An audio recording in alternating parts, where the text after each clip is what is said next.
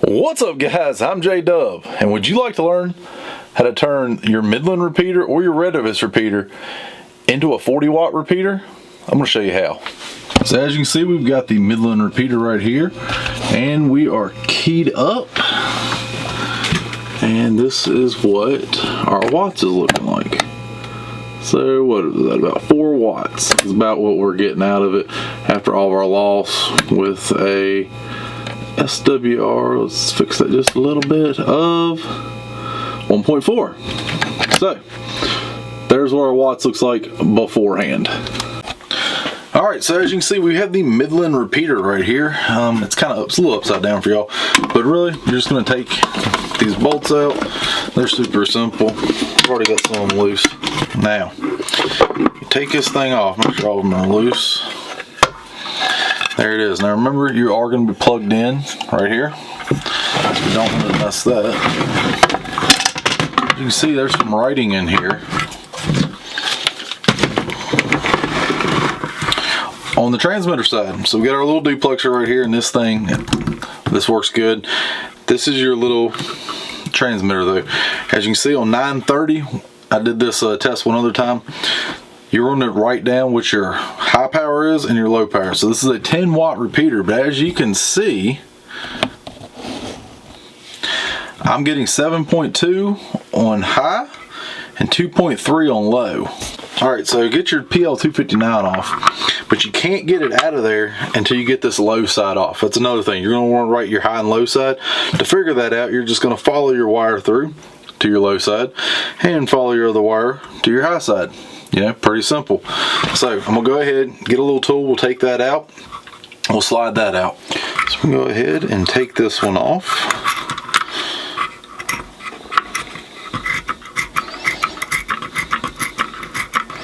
There's a little nut that kind of holds that case in there. I'll try to snug it back up. Okay. But with that one out of our way, we can now slide our 259 out of the way. Or 239, I think it's 239. Get that out of the way. Now we have our low side off. You can either leave this side on or take it out. I just take it out to get some of the stuff out of the way. We have our high side here. We're just going to take it off. And this is why labeling it is really nice. So don't skip that step, because now I have everything out here. Now you can take the duplexer out if you want, or you can leave it in. It really doesn't matter. This radio really doesn't get that hot. So we're going to go ahead, I'm going to hook up some cables to the low side, and then we're going to come out and pop through this little hole. Same thing with the high side. Right, so now we're going to come over here to our big bag of goodies and see what kind of adapters we can find. So here, we got some little 90 right angles. We're going to go ahead and put them on, because the cables I have don't have right angles on them. I might be able to fish them in there without it, but it makes life simpler. And I need some loss anyway, and I'm hoping these will help with my 7.2, because I'd like to get that below 6, because the amplifier I'm using is actually for, I think it's 3 to 6, but the last time we did this, the 2.3 just, we had a lot of weird problems. So now I'm just running the 7 watts through it, and we're going to see how long it lasts. Maybe it'll last forever. I'm sure there's a little bit of forgiveness in there for what the wattage is acceptable. Now, one of the things you're going to want to do is label one of your wires somehow. So this one, I have a little setup at my house that all of my little blue ones are always my low side. So it's going to come in here to my low side, and buy decent quality cables. Like this one is MXR10, and we're going to kind of fish him in there, not go too crazy with our bend. And here's another MXR10. This one will be our high side.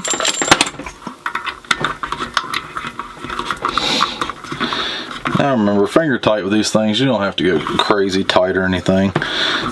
I don't ever tighten them up that much, and I've yet to have an issue with it. Some people might say you will have an issue, but hey, we haven't had it yet. I do like to not have my connectors touching anything metal. So like right now, this bottom one isn't touching the bottom, nothing like that. So once you do that, you're done in here. Put your cover back on. I told you guys, this is simple. go ahead and tighten all these up. Okay. The reason we took that 259 connector out is so we can have a hole to run our wires out and make the setup just look a little cleaner. All right, so as you can see, we have our setup right here. Let's get some extra light over here so y'all can see. Whoa, that's bright. But you can see our extra setup here. We got our J-Dubb repeater right here. We got the Midland over here, and we have our Midland with the cables coming out. So we're gonna go ahead and get our duplexer set up. Now, put those wires out of the way because the J-Dubb is off. We're not using it right now. Get this dummy load out of here. And we will be transmitting here in a second. So this is our antenna going out. We got our meter in line. That way y'all guys can see that this actually did work. This is our low side. The low side is going to come over to our amp, to the input side of our amp. I know y'all guys can't see that really well. Our high side is going to come here, straight into the duplexer. Our high side is our receive. So there we go. High side, low side. Now the only other thing we got to do is get our other wire off our amp. It comes over here to our low.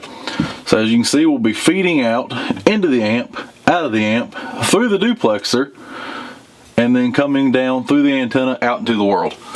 Super simple little setup. You cannot put the amp here. I know it's tempting. It is tempting to put the amp directly in line. It won't work. You can try it. You're gonna have all kinds of weird issues. It does not work. It will not work at all. Don't even try it. Just believe me, it won't do it. Now this amp is gonna get hot. I've got a little way to fix that. I don't have it with me, but it's one of these fans and one of these little controllers. Real simple to do. You can figure it out. Just kind of, I got my case here. I've cut a hole in it. I'll bolt the case back on and leave it at like kind of an angle. So as the air blows in, it blows out the bottom. That way, because you put air in, you got to have air come out. But we're here. We've got the J-Dubb hooked, or the Midland hooked up. This is our DB9 connector that runs to my DB9, or my interface board that my buddy made. If you guys don't know about it, check it out. I'll put a card somewhere in here for you. We're gonna go ahead and plug him in. Tighten him up. Now, our amplifier isn't hooked up yet. So let me go ahead, I'm gonna hook it up to this power supply. You can see when I do that, the J-Dubb will cut on. Real easy to fix that. We're just gonna cut it off. Now the J-Dubb repeater's back off again, but our power supply is on, so that we can rob a little bit of power off of it to run this whole setup. So our amp should have power. We do. We have light on with it. Our Midland is set up. Oh, we did not hook our other one up. So once again, a good high quality coax LMR240 coming out of the amp.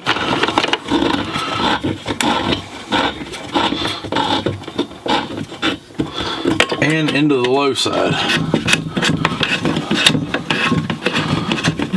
Now we're gonna have to do a little adjusting here in a minute, but this should have us. So let's go ahead, plug us in. When I do, it's gonna dead key because the interface board dead keys when there's nothing coming into it. Right now there's no signal. So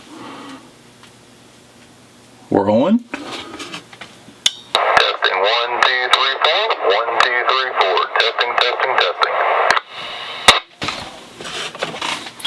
So real quick, I'm going to show you why it is so important to run a fan on this system. I think right on that bolt, right on that nut, that's about where it gets the hottest. So we're just going to sit here. I'm going to key us up.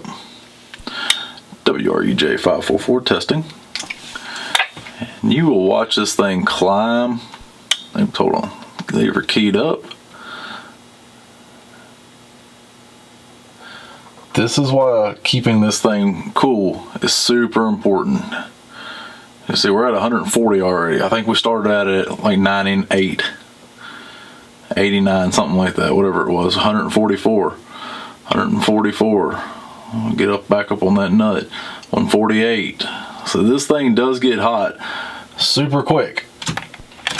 Keep that in mind when you're doing this. Like I said, we took a 5-watt repeater and turned it into a 40-watt repeater. Pretty simply, just using that. All right, guys, so we're going to go ahead. I've got y'all set up already. You can see it behind me. We're going to go ahead and do a range test. I'm going to drive out. I'm going to do 1 mile.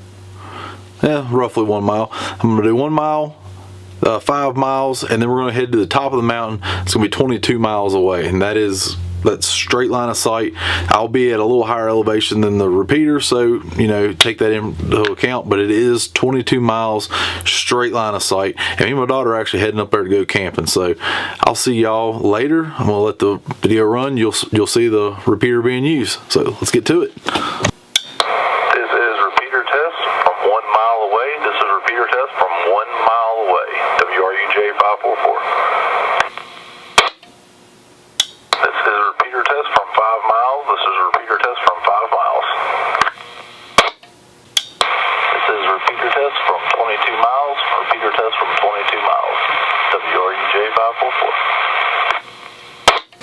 I don't know about you, but that sounded pretty good to me. So we're gonna go ahead, we'll run it, and we'll put it back on Zello, and we'll let those guys get talking on it because they were chatting a little bit ago, and we'll do some heat testing, just see how hot this little thing gets.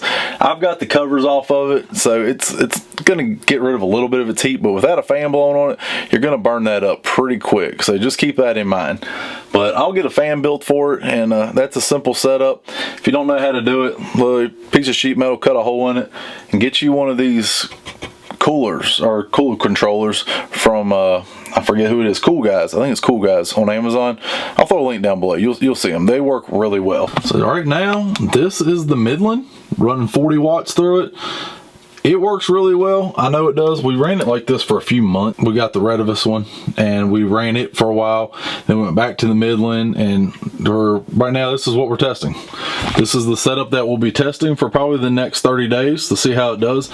I've got a way that we're getting ready to put the Redivus online that is a lot better. It'll pretty much be a plug-in system, just like this one, but it's a little different. It'll be a wireless plug-in. I know that doesn't make sense, but that's what it's going to be. But this is our setup right now. It's a little messy right now just because we got 2 radios up there. If I didn't have the other one, it'd look a lot better, but that Redivus one's kind of a pain to take down. But this is the setup. And you'll hear this has some relays. You'll hear them clicking. You can see that. It does have a light that'll turn amber when it gets too hot, and this thing will start shutting down. You'll see it, the power start fading off the hotter it gets. I did notice that last time. Once we put the cooling fan on it, that a lot of that went away. Now, this is not a heavy duty. I repeat, this is not a heavy duty repeater. Don't go out there thinking that, hey, this is gonna be my club's repeater, because it's not. You're gonna kill it. It's gonna burn up really fast. It is not gonna work out, and trust me, you're not gonna have a good time. You're gonna burn up that little amp in no time, and once you burn it up, you get some really weird things happening. Now remember, I've got 7 watts going into the amp. The amp is only rated for 6 watts. So what's the life of that amp gonna be? I don't know. Maybe it'll last forever. Maybe it'll only last for a month. We ran it for almost 2 months last time and it worked fine, so who knows? But this is the setup right now. If you don't know, you can check us out on Zello. You'll be able to hear this repeater. It'll tone out every once in a while. So sometimes we're in M.R.S. nationwide. We get on there. I chat with them guys every once in a while. Had some volume issues, but we got those figured out now. So if you hadn't done it, go ahead, hit that like button for me. Subscribe to my channel if you're new, and like always, take someone outdoors.